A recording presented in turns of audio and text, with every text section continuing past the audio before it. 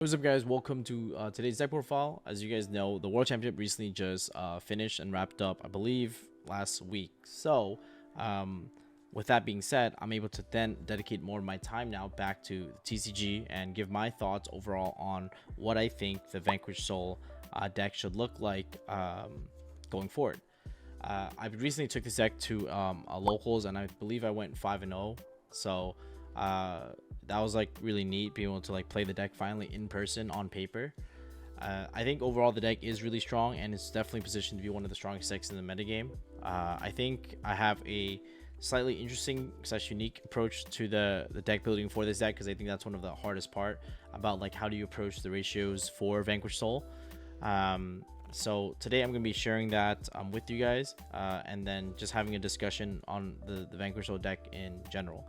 If you guys are interested in joining a community of like-minded individuals all trying to improve at the game, definitely consider joining the inner circle, where coaches like myself, Nesh, which is the world champion, Triff, Lund, or Jib can basically help you get to where you want to be within the game. So if you guys are interested in that, then definitely consider joining the inner circle below.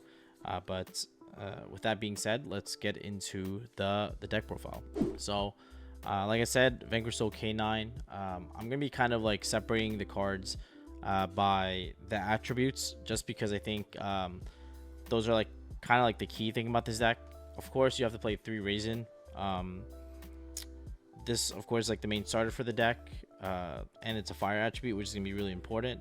Here, I only played 2 Jiaolong. The main reason why is, even though I actually would prefer to play this card at 3, because I think if you can resolve the Jiaolong effect to search, it's actually really strong.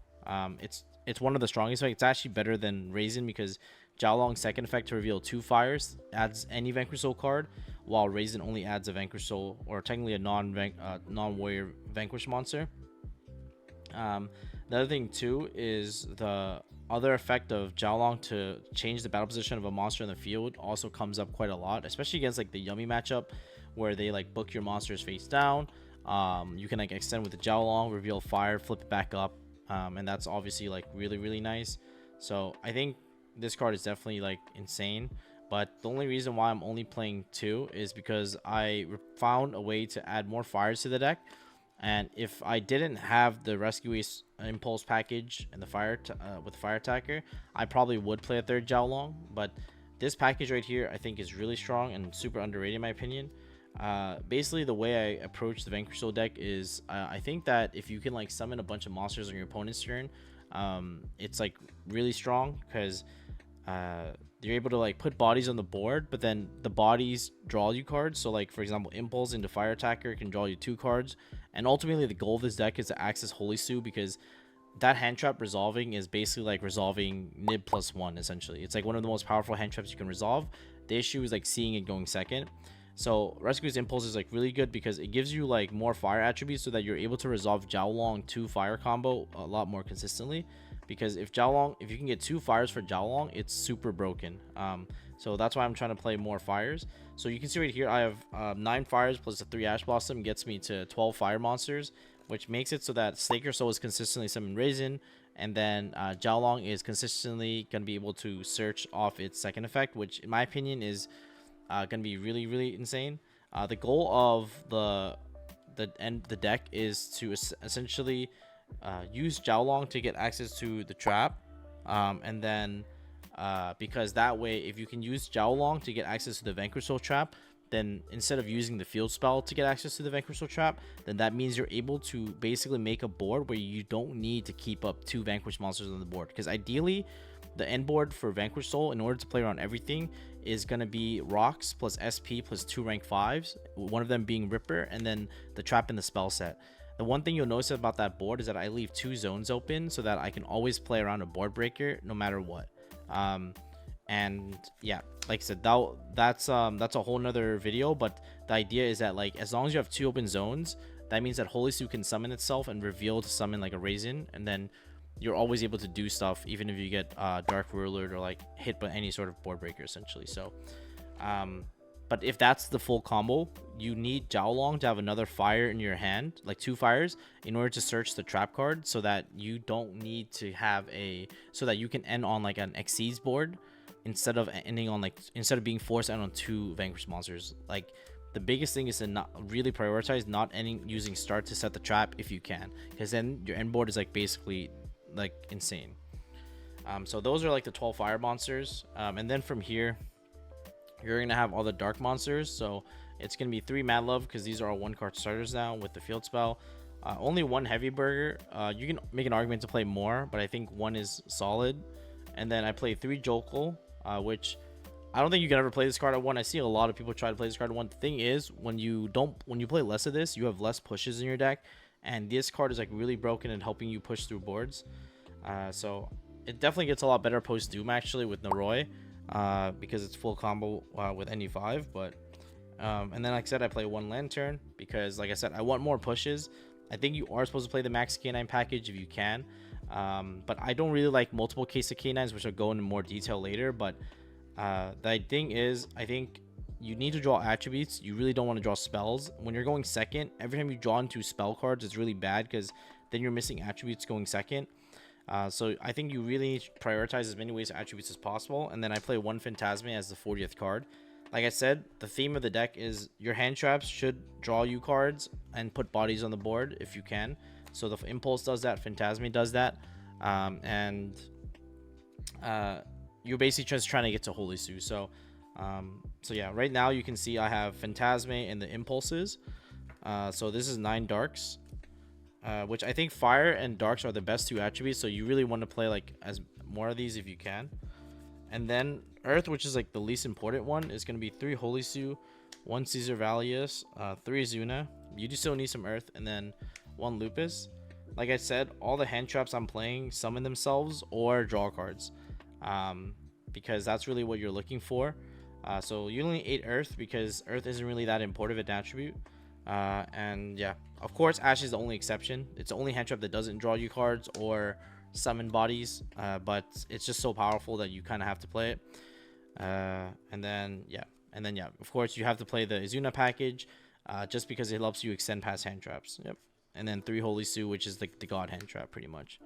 So that's 8 Earth, you have 9 Darks, and then 12 Fires. Like I said, I really want to prioritize the huge number of fires so that Jiaolong is almost always live.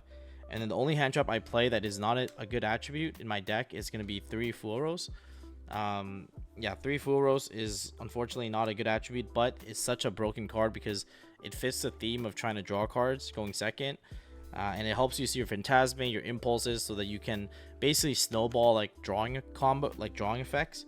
And that's obviously really broken, because the more cards you draw going second, the more likely you are to have a higher chance at winning going second. Which a lot of people think that this deck is weak going second because you don't have enough hand traps and stuff, but you know, you just play the most impactful ones, which in my opinion are the one that draw cards and summon itself. And like I said, the reason is you just need to see Holy Sue. If you see Holy Sue with the right attributes, you can probably find a way to almost always win the game, because you generate so much advantage with Holy Sue in your opponent's turn that like it's just really unfair. It almost feels like a tier element deck in a way, where you know, you like make Kikalos on your opponent's turn and stuff.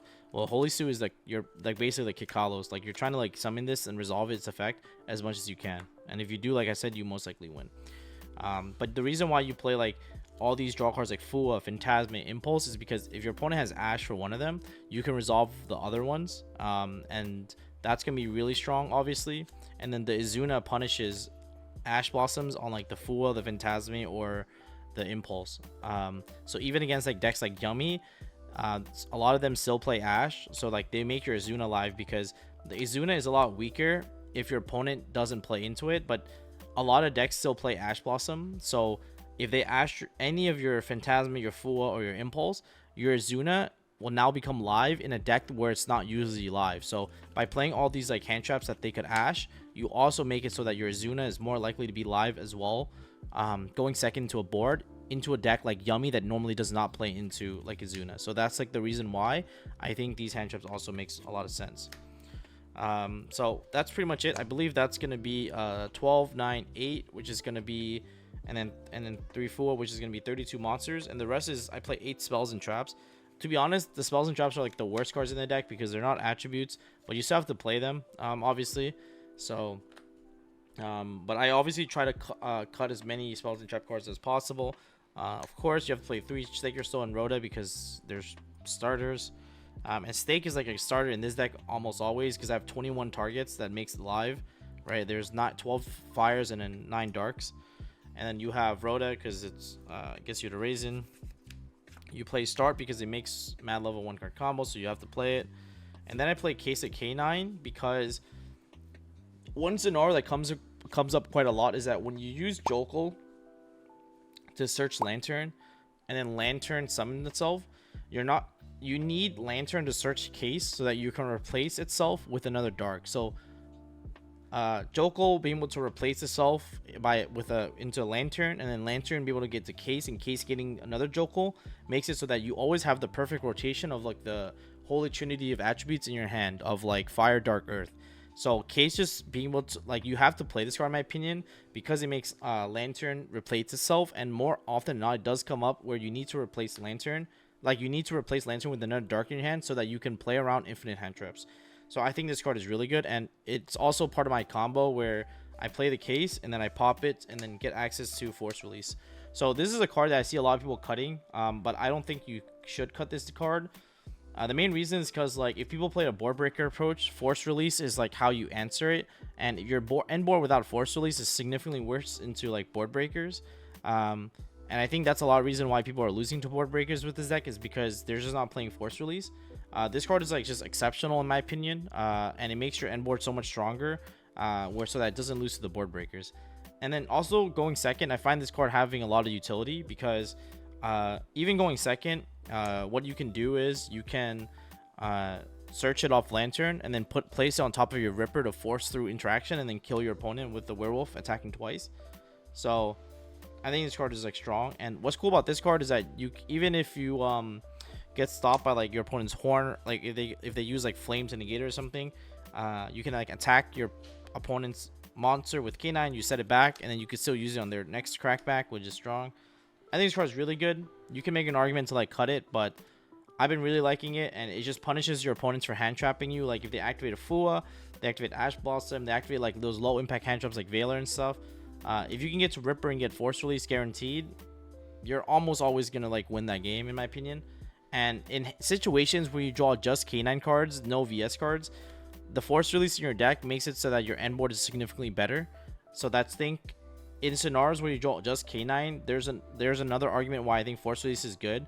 I think post Dude you can cut the Force Release and play Noroi, but at the moment you kind of have to play this because in hands where you open just K9, this card is also just making your end board better. And if you can just make a just K9 board and survive to the next turn with cards like Impulse and Phantasma in your deck, you're able to like draw cards and hopefully get to your VS engine on turn 3 and then win the game. So, and of course you have to play one Snow Devil. So yeah, only 4 spells, only 4 traps. You might notice I don't play Prosperity. The main reason is because, like I said, if I could, I hopefully don't want to play any cards that are not necessary because they're not attributes.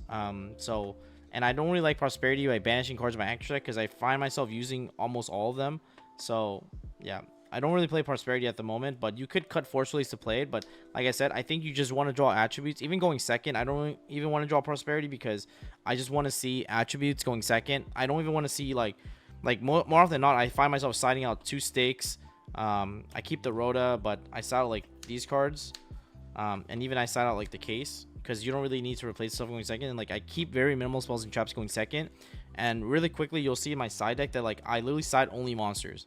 I don't really side that many spells and traps at all because I think this deck is kind of like a monster mash deck. You just want to draw monsters, you need to draw attributes, and if you have the right attributes, you can pretty much do anything you want in this game, in this deck. So that's pretty much it. 40 cards. So let's go into the of course the side deck. So like I said, very few spells and traps. The Holy Trinity of Talents called There Can Only Be. You don't really need to explain these, they're just good cards. And then I played 3 Nibiru because it helps against the Yummy matchup just to have this card. It's also a card I side going first in replace of like Fluid sometimes because it's a good card to have to help insulate your board against the board breakers, for example. You play the 1 Shifter to cover like all the rogue matchups, and it's a dark attribute, so it's chill. 3 Ghost Spell because it helps you cover the it's an earth monster and it helps you cover the Lancia, sorry, not Lancia card, the Malice matchup and the Yummy matchup and the Draco Till matchup. So it's just an overall exceptional card to have. And then I play 3 Parelia for the mirror match, and then 2 extra Phantasmes for the mirror match. And then you can also technically put it against Yummy, which helps you see your nibs more consistently, because Parelia isn't really that good into Yummy. So having Phantasme and then nib to like help see your breakers is really strong. Phantasme is also really cool because it works with Shifter, because if you summon Phantasme, you can draw into Shifter, because Phantasme doesn't put a card in the graveyard, so you can Shifter your opponent still. But yeah, so like I said, all my hand traps are pretty much like, these are all like hand traps that like draw cards or put cards on the board, and then Bell and then Shifter are kind of like more very situational cards, but they're very high quality, so I still would play them even if they don't fulfill that role I was talking about of putting a monster on the board or drawing. But these cards I think are really good, because they draw cards, they put cards on the board, which is just exceptional, because you really just want to get access to Holy Sue, like I said, so you have more of that, even more post side.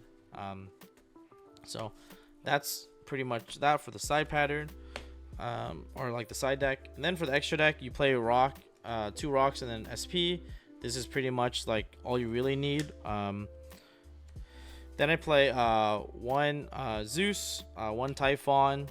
Typhon's like optional. I think you actually could cut this card, but there's a lot of situations where you like summon Lupus and you like use Lupus to make Typhon on your opponent's turn against like Draco Tail, but it's chill. And then you have rocks. This card is like mandatory. A lot of people don't play this card, but I think it's really good. The main reason is because you're able to go battle phase, put a rocks, and then put Zeus on top if you're attacking to Xyz, which forces the entire board. The other thing about rocks that's really good is that it helps you like clear back row, because you can like enter battle phase, attack, and then you can like, if you go like, one of the ways you break an opponent's board is you go like Sacred Silver Veil Earth, you summon Caesar Valius, you go Caesar Valius, attack. Like the Yummy player, they usually try to like book it or like do something. You make it unaffected by revealing an Earth. You force attack through, and then when you put rocks on top of a Caesar, like an Earth monster, you can detach and then destroy a card your opponent controls non-targeting. So it's really strong. It also turns cards like Vanquisher into a Xyz that you can link with to make SP, which allows you to like banish like the Yummy field spell, for instance, or like you just use that to like clear more cards. So it just helps you clear cards, and I think that's important. You have 1 Ripper and then 1 Werewolf. I could see myself playing a second Ripper, but I think 1 is more than enough, so I think it's fine. And then Werewolf for the rank up. And then for like this, I played the Nash Knight, the 104, the Sea Nash, and then the Umbral Masquerade. I just like this because something about this deck that I noticed is that like it has a hard time clearing back row or forcing back row. So I like the fact that Umbral Horror is a way to like pop spells and trap cards.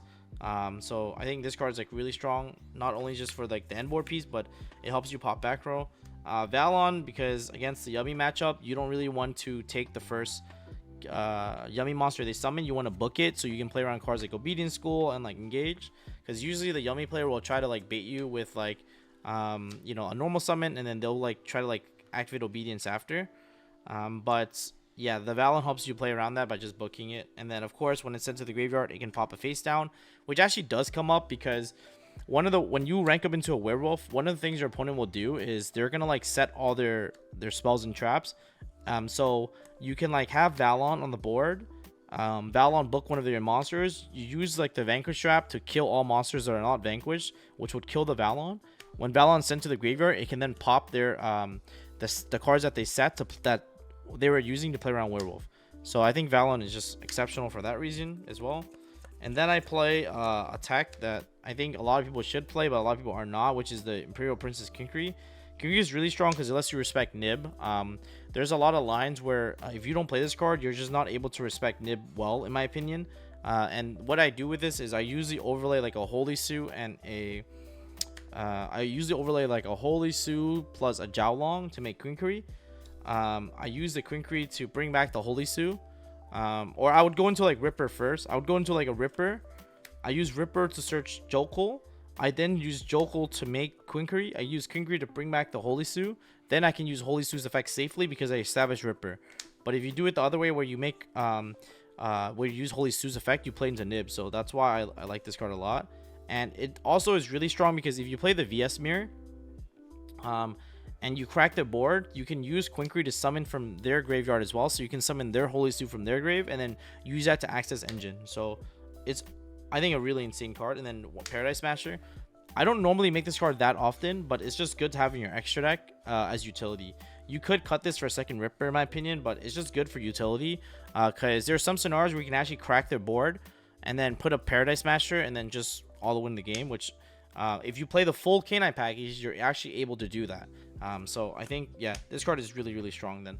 So that's pretty much like the deck list and my explanation on why I think you should play Vanquish Soul this way.